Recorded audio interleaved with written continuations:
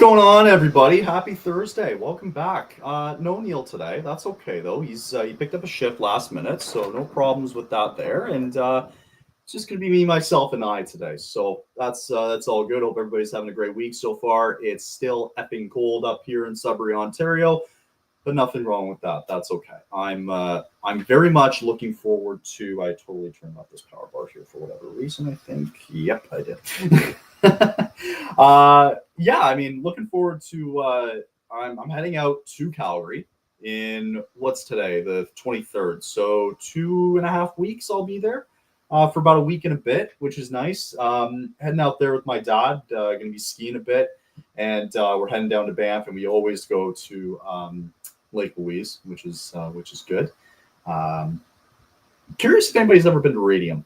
By the way, Radium Springs. It's always a nice little trip and like a little break into all the skiing that we do. It's a nice little hour and a bit trip out to BC, but it's a cute little town. Go and have lunch, and then you go to the hot springs and you chill and drive back, and it's a nice drive just to kind of relax and enjoy the views and all that. So I'm looking forward to it because I didn't really have much of a break at Christmas time. It was kind of go go go. With World Juniors and all that fun stuff, but I'm very much looking forward to this little kind of getaway. It's my Christmas a little bit, so I'm looking forward to it. We booked tickets to San Jose and Calgary. I think that's on a Sunday, if I'm not mistaken. It was the only time that we could really make it work, but can't wait to be at the Saddle Dome again on the Sunday of Sharks and Flames. So that'll be good. But let's dive right into it. No more of that, eh? A lot of news actually coming out recently in the last 24 hours, Flames-wise. Having a bit of a break here these last 5 days. They're going to be playing tonight against Buffalo. Note that Kevin Adams is going to be probably in the building tonight. Maybe some conversations will be taking place with him and Conroy about Dylan Cousins. More on that. Something might come of it. Something might not come of it. But I'm curious to see if there's going to be any sort of conversation that takes place tonight. But still a big game. You got a chance to continue to extend the lead here in the wild card race. So big game tonight, but lots of news coming out of Calgary here in the last 24 hours. And the biggest one, I think, in the last 24 hours or so is the Flames did place Walker Duehr on waivers, and unfortunately he gets claimed by the San Jose Sharks as of yesterday. So sucks a little bit that he gets sent down because I actually happen to like his game recently. I think what Ryan Husk is trying to do is spark this fourth line a little bit because there hasn't really been a whole lot of juice to this fourth line in recent memory. So it sucks because they wanted to bring him.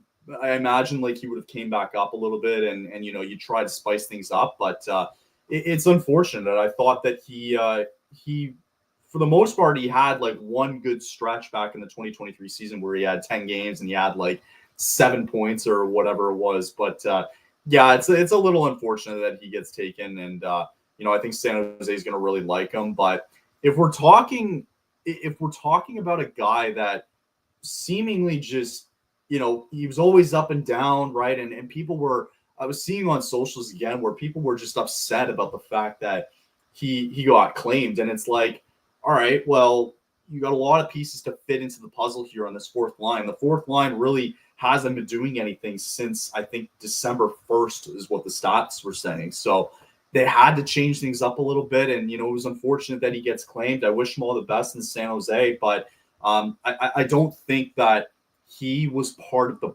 plan necessarily going forward in the future. So that's why they kind of took the risk a little bit and he gets claimed. And you also wonder too about when Peltier and then of course Schwint, who got claimed on waivers as well, when Peltier got put on waivers, I'm shocked that nobody got him. Like that would have been a huge loss for this team if he did get claimed. But luckily now he's finding his way into this team here and at least in top 12 and getting some good minutes. But yeah, it's a bit unfortunate at the end of the day. But on the flip side now you're getting Clark Bishop, who's getting called up to play in tonight's game. So Rooney tonight is a healthy scratch. I might as well bring up some of the lines for tonight and let you guys know. Because the lines were actually just dropped probably a couple of minutes ago. Thank you again to Pat Steinberg for breaking this to us. Wolf's going to get the start tonight. Again, Clark Bishop's going to be in place of Kevin Rooney, who Flames fans have loved ever since December 1st because he hasn't really showcased, let's say. Bishop's going to be playing alongside Pelche on the fourth line with Lombard. Rory Kearns is going to get a chance to play with Sharon Govich and Kuzmenko, which is very interesting. So I think they're testing this out to see how this goes. I don't hate it at all. I think that's probably, for me, okay, everything else stays the same, by the way. Kadri, Pastel, Huberdeau, Coleman, Backlund, and Coronado. I like this line in the sense that all three of those guys have an opportunity to go off, right? Kearns, who's been putting up points in his last couple of games, he's had a great start to his call-up from the Wranglers. Great start for Rory. Playing alongside, now he's going to get some big boy minutes here. Now you're playing alongside Sharon Govich. Maybe they found something in these last couple of days. Watching these guys play together, they might have found something tonight.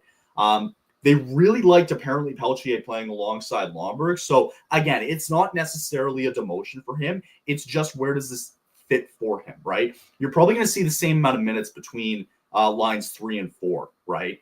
And then you're going to get Bishop, who's going to play center. I don't hate it because you need something to change. And he's actually had not a bad start to the AHL season up to this point. Ryan Pike mentions Bishop's been having a really nice season, 33 points in 39 games, and the current AHL leader in game winners.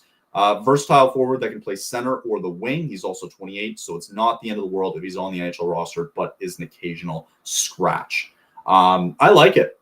I actually like it. I think he would fit more well into this lineup right now than what Kevin Rooney's been able to do because he hasn't been able to produce, hence why he's a healthy scratch tonight. And I'm totally okay with that. I'm excited to see what Bishop can do tonight. And again, familiarizing himself with Pelche and also with Lombard. I actually kind of like that fourth line, and I'm curious to see how they're going to generate tonight. Ball and Anderson, Uyghur, Miromanov, Joel Hanley, another scratch tonight, bringing Miromanov back into the fold here with Bean and Pahal and Dustin Wolf getting another start tonight. So unfortunate that Duehr's gone. I like the fact that Bishop's going to get the start tonight here at center. And again, like he's a very versatile center, which is good to see. And maybe he kind of fits in here a little bit with another kind of stingy Lombard here and Pelche. This is a very different fourth line because this fourth line could pop off all of a sudden, right? And I think the key tonight for the Flames is they want to play matchups with the Sabres. They believe, in my eyes at least, that third and fourth line, anytime that they're out there, they're going to bring them right out there for it. And I think they can match up better than what the Sabres have to offer in their bottom six. This could very well be a bottom six type matchup tonight where, you know, you're going to get your top two lines here. Coronado playing top 6 minutes here, along with the rest of the crew there. I really believe that if they can hold the fort in this top two, I think the bottom six could have a real effect tonight in this game. It would be interesting to see, like, I don't really know what the bottom six for the Sabres looks like, but I'd be very curious to see what it looks like because I think this bottom six might be the telltale of the story tonight where, you know, they might be able to match up better than what the Sabres have to offer. So I'm curious to see how that goes. And, again, it's a great rest for Dustin Wolf, a game in which, you can extend your lead in the wild card here. You're healthy. You're at home. I'm very interested to see how this actually works out for the team. So good for Clark. I'm happy he's up, and I wish Walker Duehr nothing but the best. So that's kind of the lineups for tonight. I don't know. I mean, this is a toss-up because the Sabres did give the Canucks a good run for their money. I think the Flames need to bounce back from the loss in Buffalo a couple of months ago. They had a terrible game against the Sabres. It was a late afternoon game on a Sunday, and I think they ended up falling behind super early in the game, like 2 or 3-0. Tried to crawl back, and I think they ended up losing in overtime. So they don't want to be behind the 8 ball tonight. They want to be in front of it, of course, and I'm curious to see how that goes. So yeah, that's your quick lineups for tonight.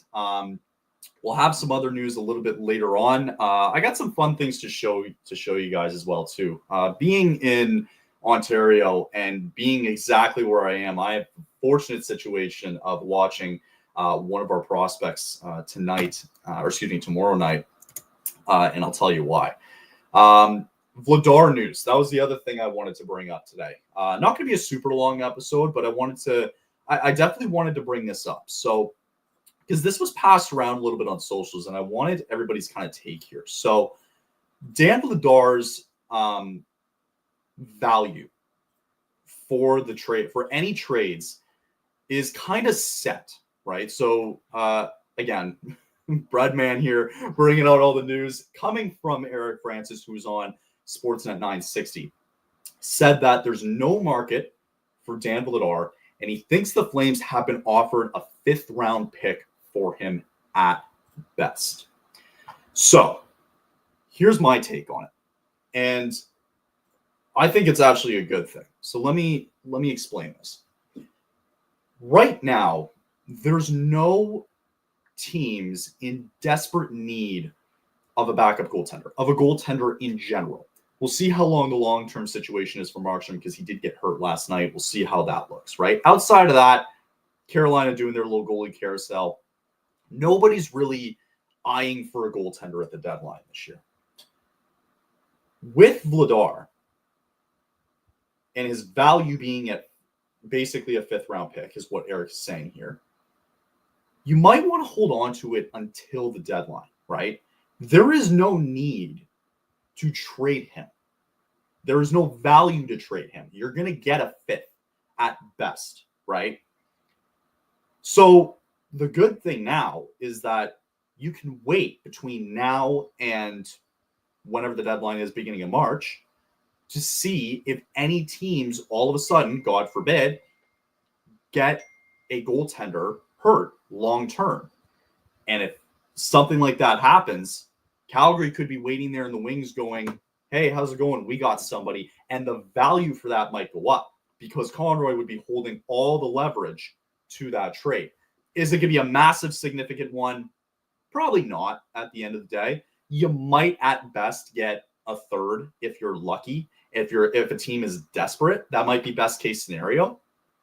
But I think what they're going to end up doing is they might just hold on to him, right? And if that's the best that you're going to get is a 5th, right?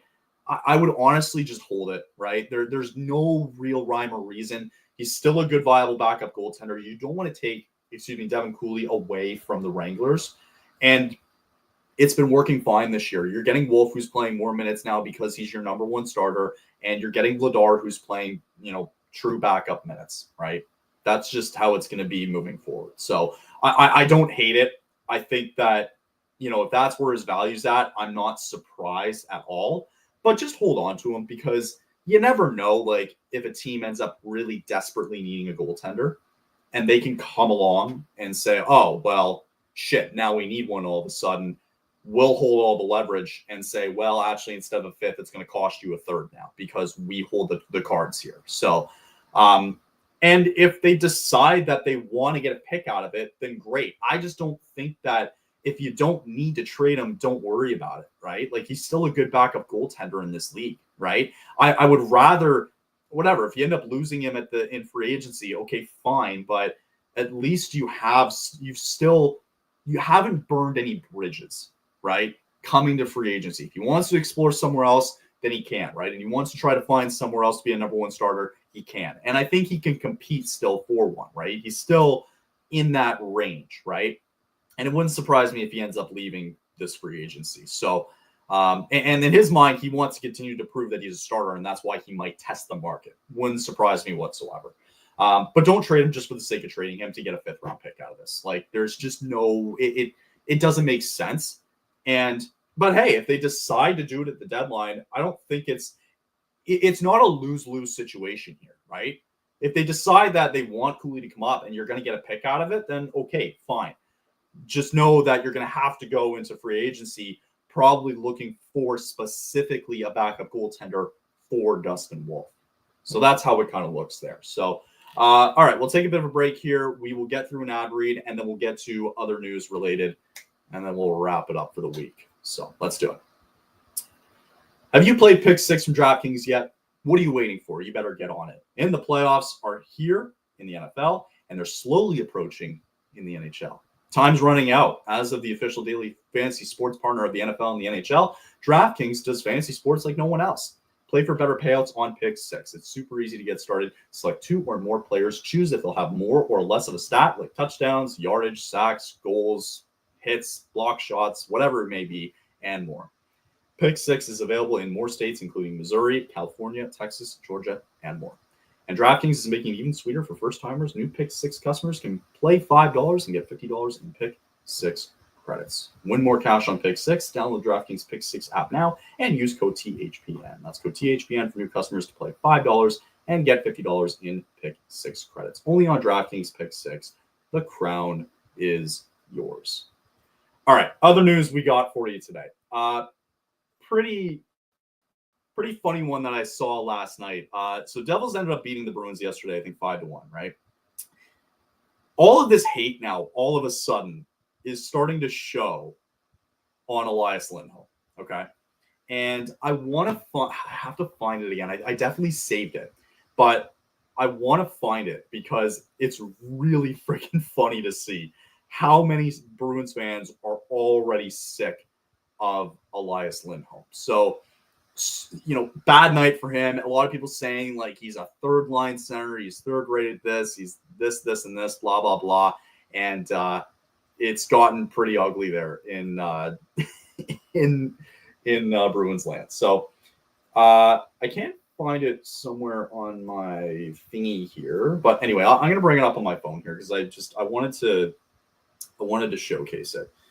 The one that I saw was that like he's a straight up third line center. So not important, but I think it's hilarious that he gets signed by a 7x7.5-ish and and everybody's against him now, right? Because the Bruins are slowly falling out of a playoff spot. You're getting a lot of these other teams, like the Canadians are 13-3-1 in their last 17 games. You got the Senators coming up. The Jackets aren't going anywhere. Like all of a sudden, you're getting teams like the Bruins and the Rangers who are falling out. And specifically looking at Boston, it's like, man, like Zadorov's not helping you guys, and Lindholm's not doing anything for them. So I think it's kind of really funny that, we were able to get that big of a package for Lindholm, right? He did decent in Vancouver. They couldn't re-sign him, okay? It probably would have been worse if he was there. And then all of a sudden he goes to Boston and it's become a complete dumpster fire there, right? They fire the head coach and Jim Montgomery, and it's just nothing circulating with this team. So I think it's really funny. And the fact that we got so much out of him, like the best possible package, getting that first round pick, getting Bruce Stevich, getting Kuzmenko, even though it hasn't turned out well, which is okay. It was a risk, right? Flipping one of those picks into multiple picks in last year's draft, like it was so hilarious that that's how it evidently worked out. So I hope he gets better, and I get it, but I just ultimately think it's really, really funny at the end of the day. One other note I wanted to bring up was OHL prospects. If you look, and maybe I can actually bring it up on my end, but the OHL leaders right now in points alone, okay? The top 3 players in the OHL who lead in points, not even points. Maybe I'm looking at the wrong season here. Top prospects maybe is what it is. I'd have to find it again. Anyway, 3 of your guys here are playing really, really well in the OHL. Luke Misa, Jacob Battaglia, and Henry Muse. 3 guys who are lighting it up right now. And Zane Parekh isn't that far behind. I'm actually fortunate that I get to see, because for those of you who don't know, Henry Muse, who was playing for the Ottawa 67s, got traded to the Sudbury Wolves at the OHL deadline, hence why I'm here, and hence I actually get to go watch him tomorrow night. And I'm excited about this kid because I think he was a huge steal in this draft, and I think he's going to be a really good defenseman coming up for the Flames. I'm really excited to see what he's able to do. So, like Luke Misa, Battaglia, he's up there in 11th right now for Kingston in terms of stats. So He's having a good year. He's played 42 games, 25 goals, 33 assists. For Muse, he's right behind him too. Just outside of the top 10. That's what it was here. Okay. Getting my shit together, I promise. Outside of the top 10 in the OHL, 11th, 12th, and 13th are all Flames prospects, right? Again, you have Battaglia, you have Muse, and then you also have, oh my God, I'm blanking. Who's the other one here? This bothers me because now all of a sudden, like, computer's frozen, nothing's working. I don't know why. Sorry, guys, just give me a second here because all of a sudden my whole screen has frozen here. Of course, like right when you're recording too, right? Friggin' ridiculous. Okay. Oh my God, there we go. Holy frig. We're back. Not the greatest show today. That's okay. Battaglia, Muse, and Misa. Thank you. Okay. So Battaglia, already mentioned, 25 goals, 33 assists. You got Henry Muse with 12 goals, 46 assists. Luke Misa, who has a plus 24 on the plus minus, has 24 goals, 33 assists. Zane Parekh isn't that far below. He's sitting there in 25th. Also having a good year, though, too. But Liam Greentree doing great for Windsor. Michael Misa, I mean, just seeing some of these guys here. Karen Walton, I've seen before, who plays for Sudbury, has had a tremendous year for the Wolves.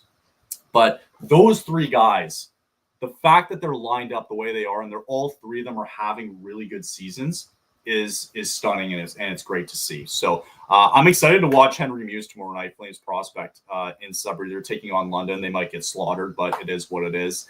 So I'm excited to see that. And then the last bit of news for today, not a real important one here, but just I don't know if you guys saw with McDavid's suspension how the Oilers released a statement.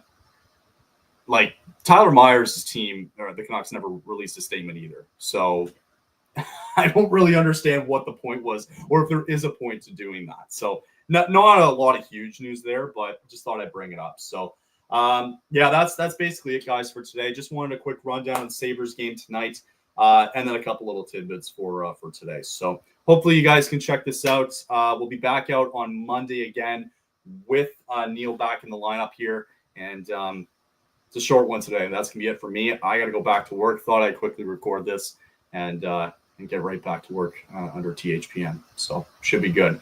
Thanks, guys, for listening, and we will see you all again on Monday. Apologies for the delays today too with the with all my computer issues. Of course, it happened today, but that's all right. We'll chat to everybody again on Monday, and we'll see you then. Peace.